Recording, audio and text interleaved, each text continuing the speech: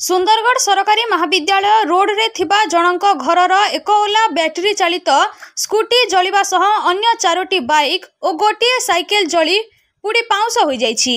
आज सोमवार सकाळ 7टा बेलकु एही घटना नै सारा सुंदरगढ़ सहर रे बैटरी गाड़ी चलाउथबा लोकंक मध्यरे छनका पसिछि। गतकाली विलंबित राति रे सरकारी महाविद्यालय रोड रे थिबा मित्रभानु पटेलंक घरे घटिछि एही दुखद घटना।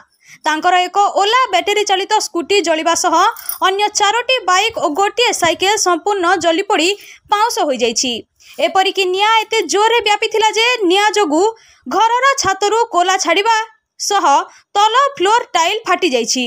एबे एही घटना रे तांको परिवार लोकंक बहुमूल्य जीवन अल्पके बर्ती जाइछि। ए घटना गतकाली राति प्राय 9:30 रु 11टा भितरे घटी एही घटनाटी घटी चलीथिला बोली घर मालिक कहिसंती। भितरु ताला दिया जाइथिबारु एवं सारा घर धुआं होई जाइथिबारु केही घरु बाहरी पारि नथिले किंबा बाहरु मध्य केही तांको सहाय्य करि पारि नथिले। तेबे अग्निशम विभाग अधिकारी भ्रमर बर सेठ और तांको टीम पहुंची निया को आयत्त करिथिले। Bureau report Gangpur live.